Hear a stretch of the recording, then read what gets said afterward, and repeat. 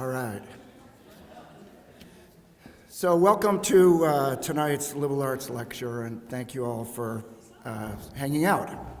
I'm Stephen Fisher, professor of art. The liberal arts lecture is a chance to hear one of our colleagues reflect on a core value of the college. But it is also an invitation for us to think more broadly about our own piece of the college. Whether it's helping students outside of the classroom, keeping the physical plant running, teaching, helping with research, administration, or administration. The liberal arts is the glue that binds us all together, whether our home is in Langroyce, Boone, Strayhorn, Catherine Albertson, or other buildings on campus. I'm pleased to introduce our speaker and my longtime colleague and friend, Dr. Garth Claassen. Formalities aside, Garth is truly a unique individual, a one-of-a-kind. Garth has undergraduate and graduate diplomas in fine arts, ceramics, education from the University of Natal in South Africa, an MA and PhD degrees in art history from Indiana University. He has been teaching art history and 2D studio art here at the college for 29 years. Garth can lecture on the role of the harlequin in Pablo Picasso's art, and he can demonstrate how to stretch a canvas and prime it for a painting, and he can demonstrate on how to throw a pot on the potter's wheel. Garth could be a one-person art department. No ideas, please. Okay. So Garth has been director of the college's Rosenthal Gallery of Art, which has hosted a wide range of exhibitions by local and regional artists for the past 28 years. For many of our alumni, the winter term London course with Garth, Steve Maughan, and Sue Shaper has been one of the signature experiences at the college. Many of our students have learned from Garth the value of working in a sketchbook, which he passionately pursues, drawing in his own sketchbook during faculty assembly, division, and other college meetings. Garth is dedicated to his studio practice and shares that passion and commitment with his students. It's the hallmark of the faculty at the College of Idaho. We don't just teach, we love what we teach. Garth is also an accomplished visual artist. His work exists in a gap between painting and drawing, utilizing elements from both traditions. The Stewart Gallery writes on their website, and I quote, "His work presents a study in contrasts. He combines elements from the world around him that represent the darkest and lightest sides of our modern society. Heavily focused on the figural, Claassen creates a visual metaphor for humanity's confusion and loss of direction in the changing world." Garth is the recipient of project grants from the Alexa Rose Foundation and the Idaho Commission on the Arts. Garth has been awarded 3 visual artist fellowships from the Idaho Commission on the Arts. This is an outstanding achievement, which means that after 3 fellowships, the Arts Commission then cuts you off from applying again so that the rest of us artists have a chance. Garth has 2 solo exhibitions at the Boise Art Museum, and his work was juried into 2 of the museum's Idaho Triennial exhibitions, which feature the best work from around the state of Idaho. He has shown his artwork at the Gene B. King Gallery at the College of Southern Idaho and the Pritchard Gallery at the University of Idaho. Here in Boise, his work has been included in solo and group exhibitions at Ming Studios, Visual Arts Collective, and the Stewart Gallery. These are highlights from a resume that also includes many other ways that Garth has contributed to the arts community. Writing about local artists, lecturing, collaborating, leading workshops, and mentoring our art alumni and other local teachers and artists. So please join me in welcoming our 2023 liberal arts lecturer, Garth Claassen.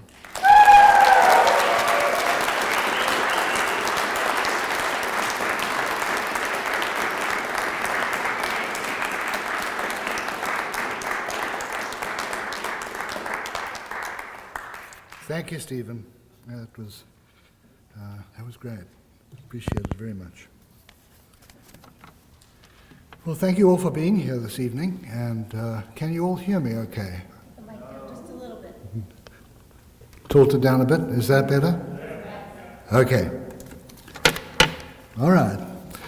My acknowledgements over there, I think I should perhaps even have included the whole faculty, because you all argue about the liberal arts all the time. And I learn a great deal from you when you do that. But those are the people I'd like to acknowledge right away. So a little over a year ago, I was invited to give the annual liberal arts lecture. I felt deeply honored, quite daunted, and at a loss as how to approach the task. Indeed, the first word that came to mind when I sought a theme was loss. But loss of what? Well, during the preceding few years, there had certainly been enough loss to go around. Loss of life to COVID, loss of faith in science, loss of trust in leaders, loss of political civility, loss of civil rights. But how did this fit with the liberal arts, and what did I know about these losses that everyone in my audience wouldn't already know? And so I decided to think about the word itself and related words like lost, absence, erasure, disappearance, and so on. These words usually have negative connotations, but as I hope to show, there's some of them that especially in the there's more to them, especially in the context of the visual arts. The lecture title, Lost and Found, probably conjures up those trips heavy with hope that most of us make at some point to see whether some kind soul has turned in one's lost gloves or car keys. Perhaps there's a similarity in our annual liberal arts lecture when we ascend the podium in trepidation, hoping that we have found a usable way to address a topic that sometimes seems to have lost the clarity of the contours that establish its form. Contour and form are words artists use very often. Such terms are accompanied by others like negative and positive space, figure and ground, and so on.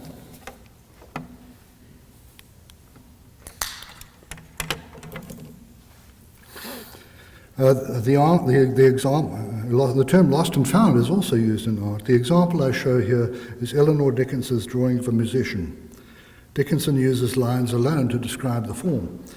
But no sooner do we say that, than we realize that she also uses the absence of lines.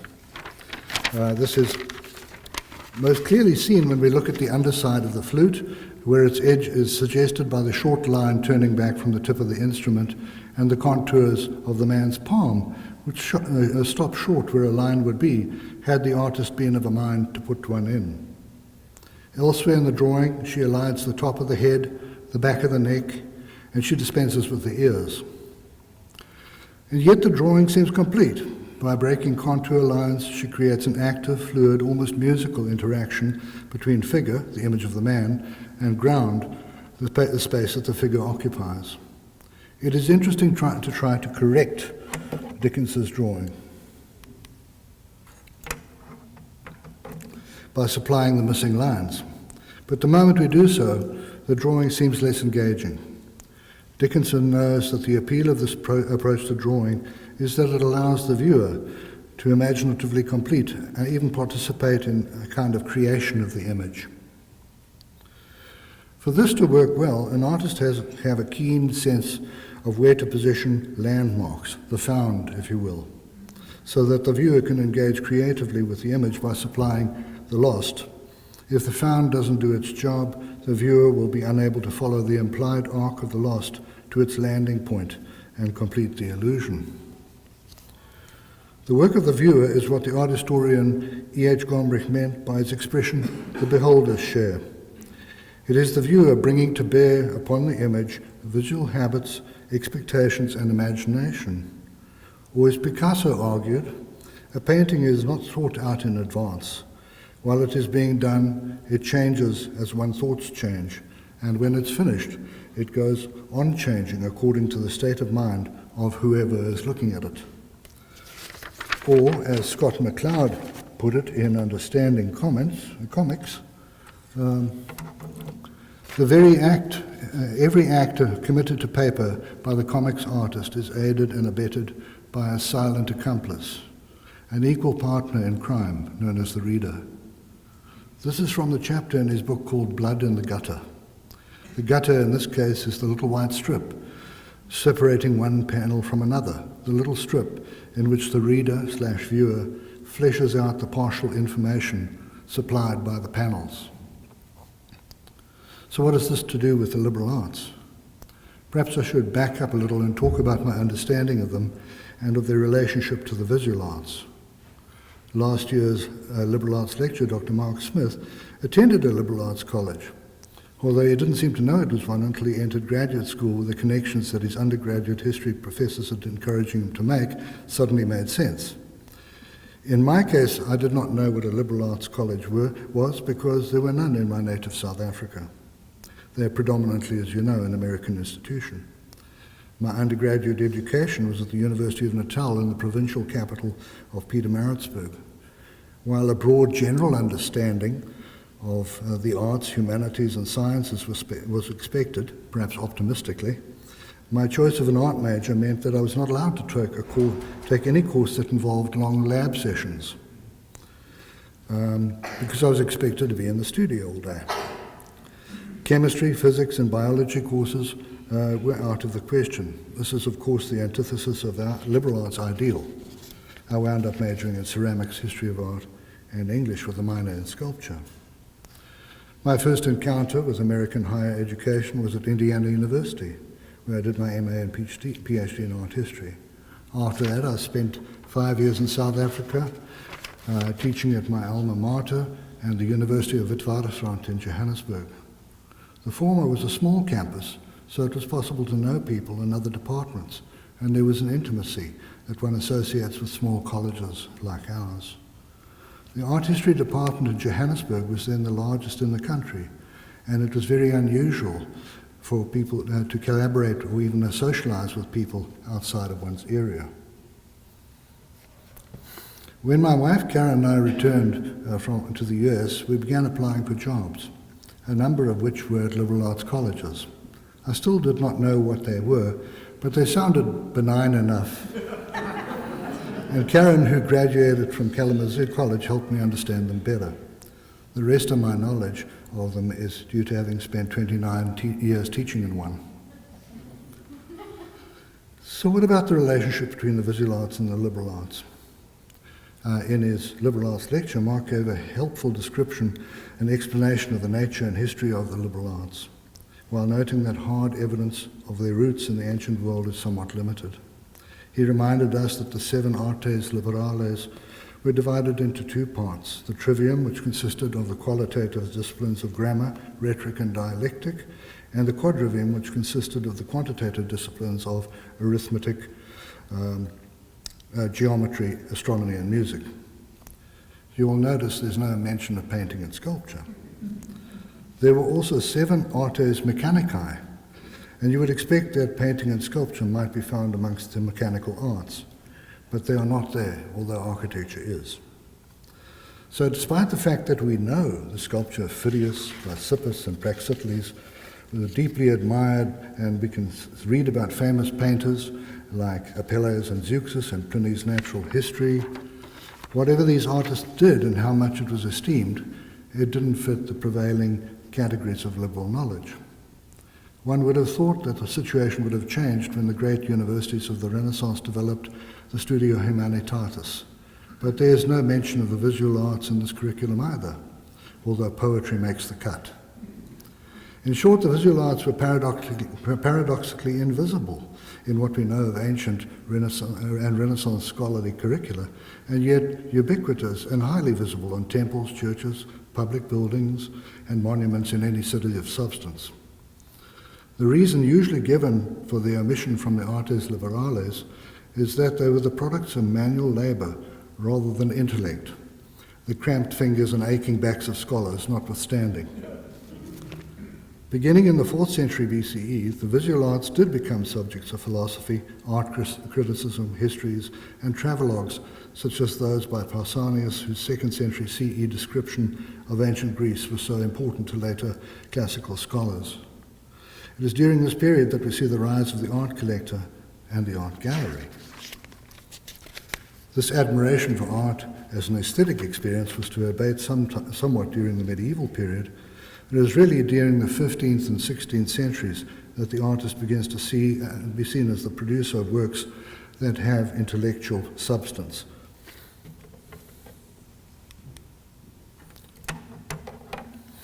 When the sculptor Lorenzo Ghiberti spoke proudly in his commentaries about his Gates of Paradise for the Florentine baptistry, he said, "I did it all according to measure," by which he meant linear perspective, which employs geometry, one of the liberal arts. To this we could add the writings of Leon Battista Alberti, especially his book on painting, which he explains how linear perspective works, and those of Leonardo, whose Paragoni argued boldly for the supremacy of painting over sculpture and over music and poetry as well, the last two being the Artes Liberales and the Studio Humanitatis, respectively.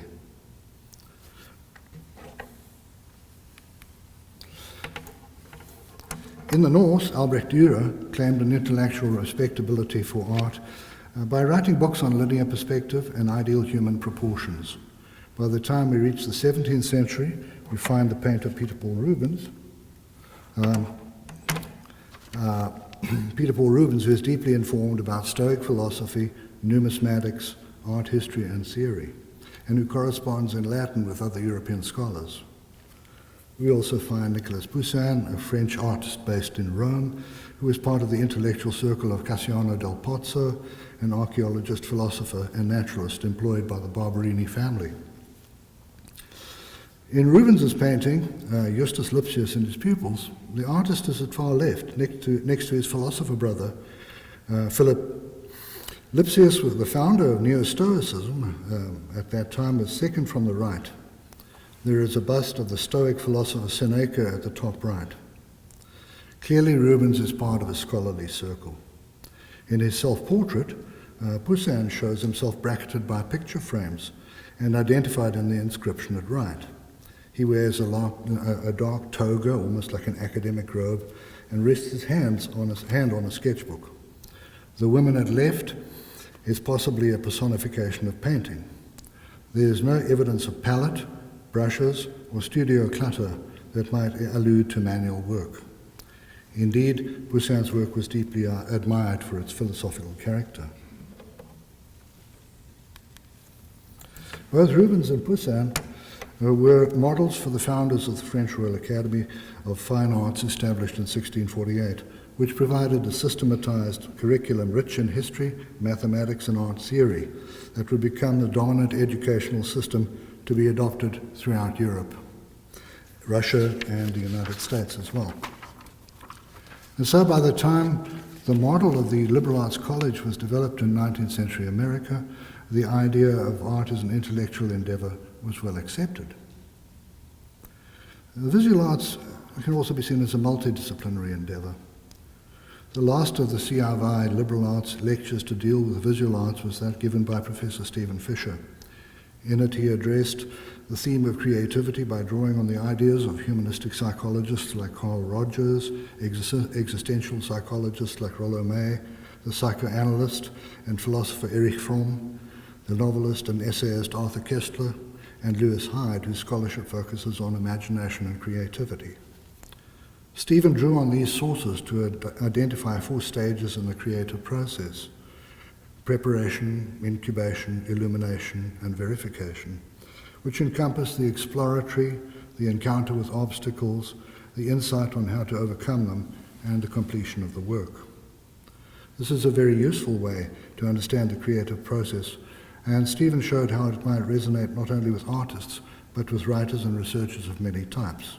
It also served to illustrate the fact that ways of understanding the visual arts can draw upon multiple academic disciplines. For my own approach to the relationship between the visual and liberal arts, I would like to return to the theme of lost and found with which I began this lecture. You will recall I talked about Eleanor Dickinson's line drawing of a musician and the roles played in it by clearly stated and implied contours, as well as the active role of seemingly empty space. Understanding works of art in this way is a formalist approach that draws its support from research into the psychology of perception by art historians like E.H. Gombrich and Rudolf Arnheim. It can be employed in three-dimensional works as well, as we can see in Rudolf Arnheim's essay, The Holes of Henry Moore, on the function of space in sculpture.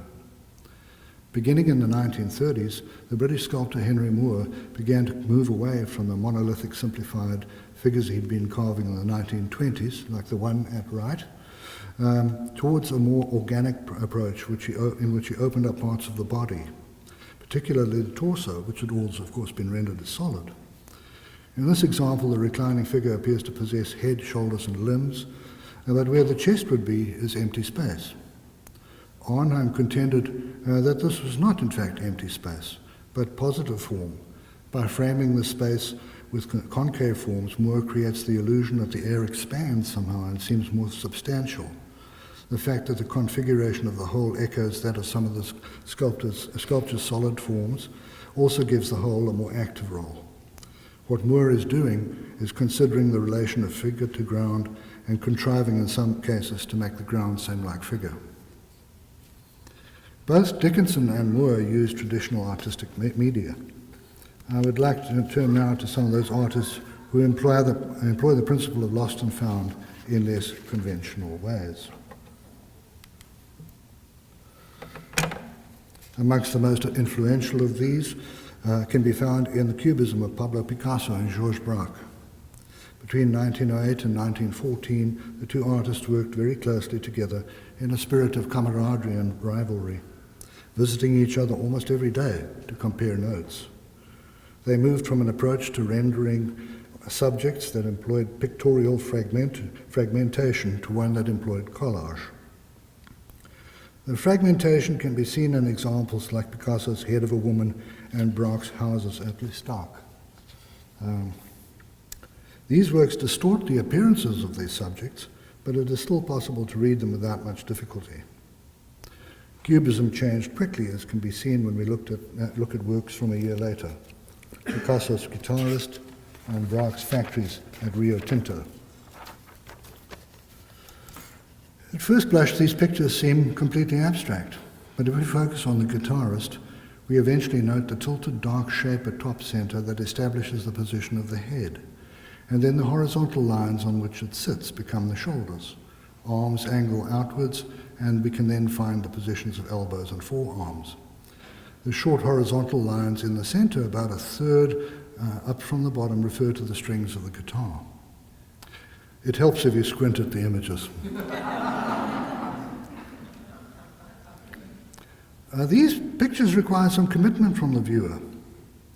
One can find the landmarks if one is patient, but one is also apt to lose track of them. So there's a constant tension between the lost and the found, and between the illusion of depth and the insistence on surface. Those new to Cubism often find pictures like Guitarist frustrating. But as the Cubist scholar William Rubin observed, quote, sometimes being able to identify the picture is not, in the long run, the most important thing you get out of it. As Picasso noted, when it is finished, the picture goes on changing according to the state of mind whoever is looking at it.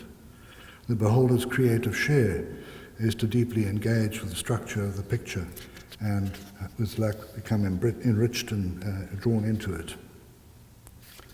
In 1912, Picasso and Braque had begun making papier-collé and collages. Papier-collé is just a French word for pasted papers, and it's applied to works like the ones that you see there. These too were concerned with the lost and the found. Picasso's guitar and sheet music is made out of sheets of wallpaper, drawing paper, newspaper, colored paper, and other sheet music. Thanks to the delicate style of the wallpaper background, the setting has been identified as a woman's bedroom. Yeah, that's kind of interesting. People are beginning to look at wallpaper in their works and seeing in them kind of gender markers as well. The guitar sits on a drop leaf circular table, which is indicated by the curved black segment, which also seems to imply the missing curved bottom of the guitar. The wooden body of the guitar is indicated by another kind of wallpaper, one that simulates the look of wood graining and is associated with the decoration of masculine spaces. But this only shows part of the guitar. To the right is a drawing of a wine glass that is done in a fragmented cubist style. The curves of the glass on the left side of it hint at the shape of the missing right-hand side of the guitar. The feminine wallpaper between the wood graining and the glass reads in this context as the front of the guitar, even though it looks the same as the background. The sound hole is white, and since it is the lightest value, it seems to project rather than recede, just like the sound hole in the contemporary cardboard sculpture guitar, which you see there in the middle. Two things represent themselves: the sheet music, which refers to a popular musical's love song, and the piece of newspaper, Le Journal, which alludes to the Balkan Wars. Picasso has cropped the newspaper, leaving only Le Jour, and the French for the battle has begun. The cropping might suggest that the newspaper has been folded, but Le Jour was also a double entendre. While it indicates the presence of the newspaper, it is also similar in sound to the French word for game, le jeu, and it conjures up the verbs jouer, meaning to play, and jouir, to enjoy. The latter is often used as a euphemism for having a sexual climax. Picasso often likened the curvy shape of the guitar to that of a woman, and the guitar is in a feminine space, although a masculine presence is implied. There's wine, a love song, and all of it is in the context of some sort of battle, perhaps a battle of love. Picasso is inviting the viewer to enjoy the game of shifting signifiers, both verbal and visual, while amusing himself with somewhat adolescent visual puns. The collages from 1912 are playful, but despite this and their crude construction, they were enormously important, and this was recognized at the time they were made. Initially, this importance was seen to lie in the formal introduction of unconventional materials into art. It wasn't until over 50 years after they were made that the art historian Robert Rosenblum thought to read the pieces of newspaper that Braque and especially Picasso had pasted onto their compositions. In his seminal essay, The Typography of Cubism, Rosenblum revealed a complex web of references to current events like the Balkan crisis, but also to social issues like the spread of syphilis, something Picasso had good reason to fear. The phrase "the battle has begun" alludes to the Balkan crisis, but may also allude to the playful rivalry between Picasso and Braque. In 1912, unbeknownst to Picasso, Braque had bought a roll of wood-grain paper, and the first Picasso knew of it was when Braque showed him a work, possibly the fruit dish and glass, in which he had used it. "The weapons have changed," Picasso is said to have muttered darkly. Why had it taken so long for scholars to read the pieces of newspaper more closely? Well, Picasso and Braque often pasted them in upside down or diagonally, which discouraged close scrutiny.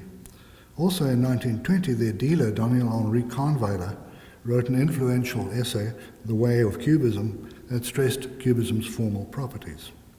This approach was developed further in the first major monograph on the movement, John Golding's Cubism, History and an Analysis, 1907 to 1914, which came out in 1959. The text had been hiding in plain sight, and in Rosenblum's essay, The Lost Was Found Again.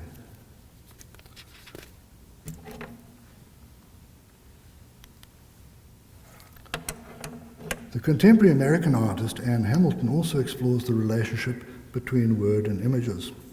Hamilton is best known for large-scale installations that often employ projected images, but she also works on a smaller scale, as in her photographic series, Face to Face.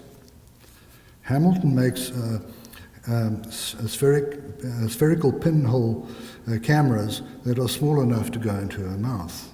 When she wants to take a photo, she opens her mouth and removes a little piece of tape to expose the pinhole. She then stands very still for long enough to ensure that the film inside the camera gets enough light. Then she tapes the pinhole shut and develops the film in her darkroom. As you can see from these two images, the subject is framed by the curve of her open lips. This is what we would see if we were small enough to fit in Anne Hamilton's mouth. What interests Hamilton about the process is the way that the mouth is deprived of voice and endowed with vision. It is the agent that produces the visual image. Something of this is suggested by the similarity in the images between the curvature of her parted lips and that of the eyelids. The subjects are positioned in these examples just about where the pupil would be in an actual eye, and if one squints at them, it appears that one is looking at an eye shape. As she puts it, the figure or landscape becomes the pupil created by, in the shape created by one's mouth, much the same way as one sees a tiny image of oneself in the reflection of another person's pupil. Hamilton is interested in what she calls slippages and dislocations of identity, and this comes out, I think, in these pieces. If we did not know her process, the images might incline to think us that somehow we had been endowed with the ability to look through the lenses of her eyes. The effect is quite uncanny.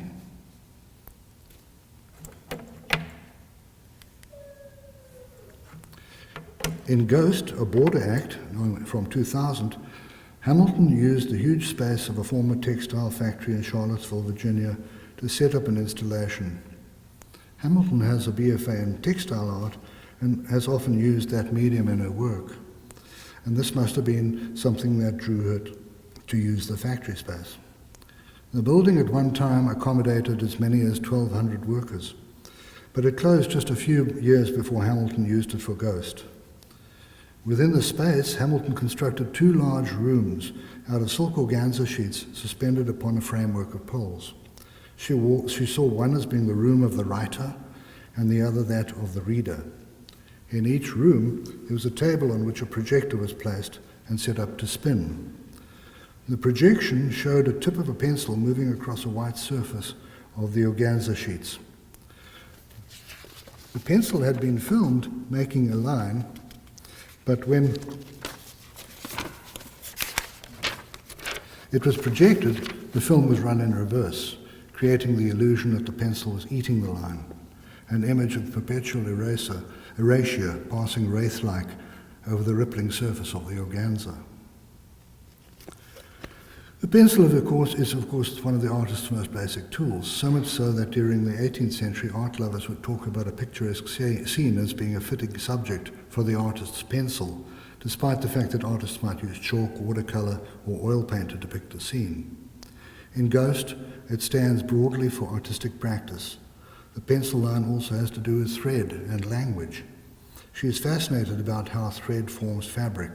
It has function and meaning, and she sees connections between that and the way lines flowing from a pencil can create meaning through script or sketching. She addresses this in Ghost by including an audio tape in which a voice quietly intones, quote, "Winding round with the hand and the hand's enclosure, it announces, fixes, establishes, marks a visible trace. It is a word, a name, a signature, roving the border between a hiss, sounding the silence of a dividing from, a dividing by, erasures history." The audio tape is played quite quietly, so you have to listen really carefully to it to catch the wording. Hamilton likes to do that quite a lot, that sort of evocative sort of whisper. Hamilton's projections of a single pencil that seemingly devours its line, while a soft voice speaks of erasures in history, or in a factory where hundreds of workers would have sat at clattering machines, combining millions of threads into fabrics of one sort or another. In contrast to what it must have been a din, a Ghost is at the level of a whisper. It was during the installation of this construction that Hamilton learned that one of the mainstays of factory production was the fine silk that lines the inside of coffins.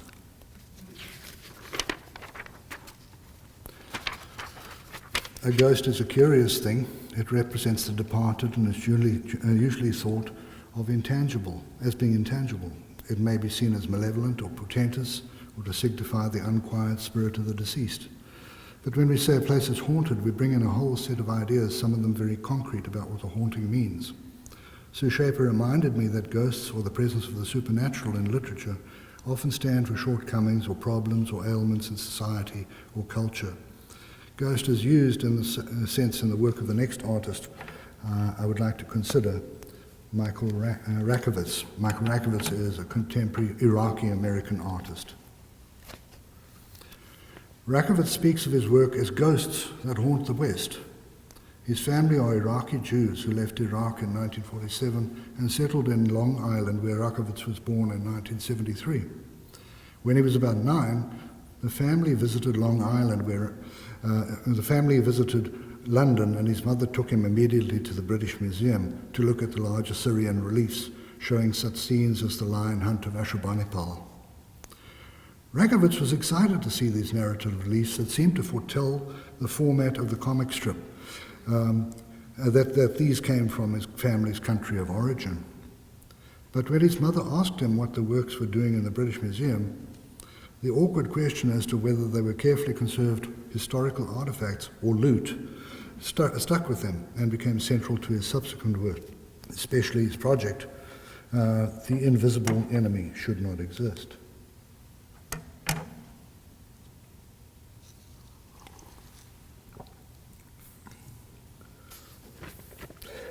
The impetus for The Invisible Enemy Should Not Exist came about during the Gulf War, 2003 to 11, when the looting of historical artifacts from excavation sites, a problem that had always existed, was compounded by the loss of works from the Iraq Museum, and in 27 by the destruction of artworks by ISIS. Part of Rakowitz's project consists of a reconstruction of Room N in the Iraq Museum that was dedicated to the palace at Nimrud. It included reproductions of work representing those that were destroyed by ISIS, looted or collected.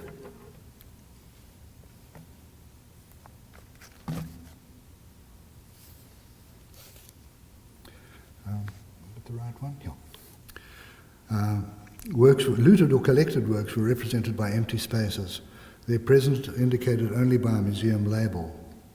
I use the word reproductions, but Rakovitz prefers reappearances. Rakowitz's process entails making copies in cardboard of the missing Assyrian works that are all the same size, and then with the help of assistants he coats the cardboard forms with pages from Arabic newspapers and the coloured paper wrappings that come from Middle Eastern foodstuffs. I think you can make that out in the detail of the head at top right. The original sculptures would have been quite brilliantly coloured, and the food wrappers are meant to evoke this. But it is more complex than that. Rakovitz seeks out foods that are produced in Iraq, but because of embargoes, trade embargoes, the Iraqi products have to be taken to Lebanon before they can be exported. Their labels read, product of Lebanon. And so the Iraqi origin is erased. It is somehow fitting that they coat forms based on sculptures that are either missing or destroyed. As of 2018, some 8,000 artifacts were missing from Iraqi museums. Rakovitz intends to make reappearances of them all. As you can see from this slide, he works very big and also very small, using a lot of studio assistants. As he noted to an interviewer, the project will outlast him. In 2018, Rakovitz provided a sculpture for the fourth plinth of Trafalgar Square. Of the four plinths in the square, 3 support sculptures. The 2 to the south carry freestanding figures, as single figures. The 2 to the north, the one at the right has got a statue of George the Fourth, but the one at the left is blank. They were designed to have, the top ones were designed to have equestrian statues, and therefore they're rather larger. The northeastern plinth has a sculpture, I beg your pardon. In 1998, 2 Martin works were temporarily displayed on the empty plinth, and this gave rise to the idea that there would be an annual competition amongst contemporary artists for the space of the fourth plinth. Titled The Invisible Enemy Should Not Exist, the same title as the whole series, Rakowitz's work consisted of a full-scale reappearance of a huge Assyrian lamassu, a winged bull with a human head, the original of which existed as a protective deity on the Nergal Gate at the palaces of Nineveh from about 700 BCE until it was destroyed by ISIS. Trafalgar Square is located just a short walk away from the British Museum, which houses 4 lamassu. It is hard to miss the connection between the collected and the destroyed, reappeared versions. Both are where they are because of imperialist adventures, either British or American, and the placement of Rakowitz's piece facing Nelson's column with its guardian lions at its base cements this kind of a connection. The tenor of my lecture thus far has focused on the connections between what we can see in artworks and what we can't, but which is implied. As an art historian, I'm very interested in what the patient viewer, Scott McCloud's silent accomplice, can discover in the work. But these things also matter to me as an artist. So I'm going to talk a little bit about my own work now. In March 22, my exhibition, Nothing to See Here, opened at Ming Galleries, Ming Studios in Boise. It included 2 series of works. One was called Blind Spot, and the other, Nothing to See Here.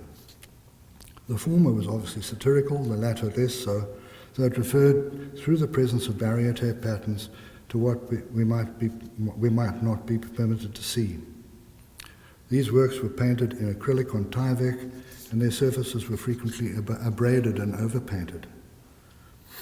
Tyvek, the synthetic paper often used in house construction, is tough and has an unusual fibrous structure, which encourages the development of intricate and unpredictable textures.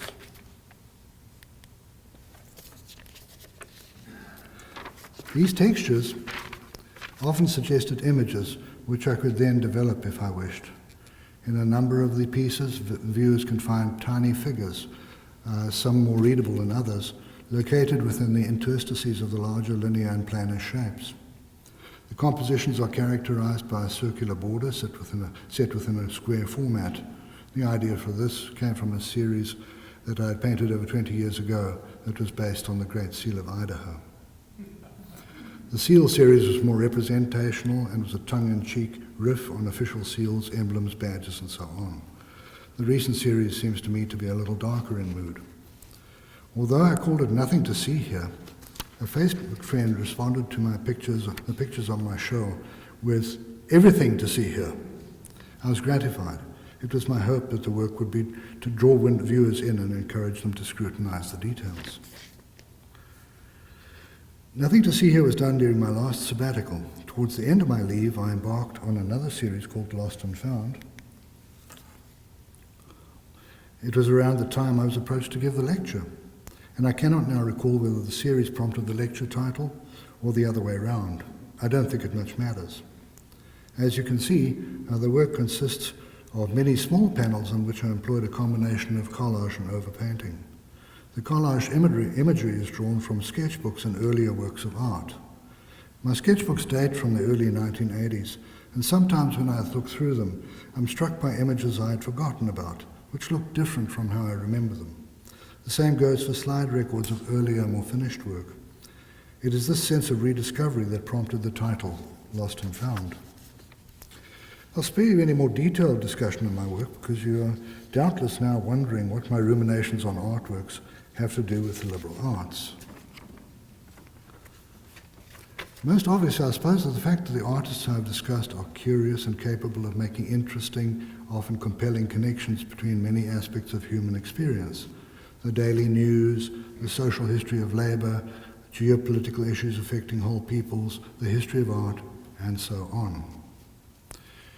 In his essay, The Painter of Modern Life, Charles Baudelaire dismissed as cabbage intellects those artists who were engrossed only with the tradition and techniques in which they had been trained. His plea was for a painter as a man of the world who had an insatiable thirst to understand multiple facets of modern life. Many of the best artists have since taken him up on that challenge. It almost seems like he was thinking of the artist as a liberal arts student, or I don't think he would have known what that meant. So how does Lost and Found apply to the liberal arts in the context of the College of Idaho? The short and discouraging answer is that despite our conviction that we embody the ideal of the liberal arts college, US and News World Report believes that we are not one. This is silly, of course, because we obviously are, and status lost will doubtless be found again. But maybe out of an abundance of caution, we should check. So let's look briefly at some of what we've been doing over the last decade or so. There's been an enthusiasm for streamlining the curriculum and a zeal for data and outcomes. How do we know if we are doing what we say we are doing is a question I've heard many times. Of course, we do need reliable data. But for something to be presented as wished-for evidence, it must be accessible. We may claim that we leave students intellectually richer and imaginatively more capable, and that they graduate, as they graduate, they move into the world possessed not only of a solid academic foundation, but also qualities like empathy, compassion, and the capacity to lead full, rich lives. Yet we have no way of telling if we really helped them acquire those qualities, or if they were there to begin with. We deal with the fixed, the found, and have no reliable way of capturing the invisible trajectory arcing out from those fixed points that might bring the whole living person almost magically into view. What the mapping of outcomes, college, division, and department show is that a graduate of the college is possessed of demonstrated measurable skills. I sometimes fancy that if we did it properly, maybe with the help of AI, and fed the mapped outcomes into a computer, that we might be able to generate a life-size 3D print of an ideal student. Everything would be in its place, and there would be a place for everything and a well-paid job to boot. So do we see the liberal arts curriculum as one that seeks only certain certainties, or do we want to entertain the idea that intangible qualities, a willingness to live with doubt and take joy in exploration, are things that deserve just as much attention? Part of the answer will lie for me in what we decide to do about winter term. Sorry guys for bringing winter term. I know you've argued about it relentlessly, but here it is. Although it has shrunk from 6 to barely 3 weeks, many of us still shoehorn full semester courses into those 3 weeks. Do we believe that the winter term can be a site for exploration of the unusual, the quirky even? Is it important to us that the winter term affords students an opportunity to pursue off-campus studies, the experience of which, in light of my 20-year involvement with the London course, I am confident in describing as transformative? If we dispense with winter term, are there other ways that we can make possible such experiences? But there's much besides winter term to consider. In his lecture, Mark Smith reminded us that the liberal arts education curriculum is essentially generalist, and that specialization in higher education grows out of a German model introduced into undergraduate studies during the 19th century. Since that time, the tendency has been for majors to grow at the cost of the general education part of the curriculum, and the C of I is no exception. But as Mark observed, our job is not to turn students into narrow specialists, but, quote, to cultivate curiosity and prepare them for life in a changing world that will likely take them in directions we or they can't imagine right now, end of quote. Those directions, those invisible but vital trajectories from a fixed point to a yet to be established destination, is what intrigues me, and it is what prompted me to explore connections between the visual arts and the liberal arts. I hope the connection is not seen forced. As Stephen Fisher pointed out, the creative enterprise is exploratory and adaptive by nature. The way solutions to a creative problem present themselves can sometimes result in work that could not have been imagined at the outset. An artist might be highly skilled and have a specialist knowledge of their craft and have a shrewd idea of where their work is going. But most artists are familiar with that sudden flash of insight that takes them into unknown territory. For example, Picasso had a strong academic training and could have produced reliably academic paintings for the rest of his long life. When he came to Paris for the first time in 1900, it was to see one of his own quite conventional works hanging in the Spanish pavilion of the Exposition Universelle. This is not the painting. It's one that was along a similar vein. The painting that was hanging in Paris, he later cannibalized the canvas and painted La Vie over it. He could not have then predicted, 12 years from that point, that he and Braque would gleefully be cutting up pieces of newspaper, wallpaper, and sundry found materials and pasting them together to form the first modern collages, a technique that would profoundly alter the course of modern and contemporary art. So, drawn to the end of my lecture, I feel that I've talked around the subject of the liberal arts without stating exactly what they do or should do, and without coming to grips with how they function or fail to function at the C of I. Instead, I've talked a lot about the visual arts, and I've tried through allusion, implication, and association to draw parallels with the liberal arts, or at least with my limited understanding of them. As far as we as a faculty understand how the liberal arts have flourished or failed to flourish on our campus, we have Mark Smith's thoroughly researched history on which to draw. You may recall that he argued, quote, that in our modern context, there are profound countercultural implications of embracing the liberal arts heritage that many of us have barely begun to explore. End of quote. His phrase, profound countercultural implications, suggests to me how serious the stakes are. It resonates for me with the losses I alluded to at the start of my lecture. Loss of trust in leaders in science, loss of political civility, loss of civil rights, and so forth. Mark invited us to join in the embrace of the liberal arts, quote, beginning on our own campus, end of quote. Dean David Douglas's recent invitation to faculty to join a liberal arts reading group, the first meeting of which was held last week, appears to respond to Mark's challenge.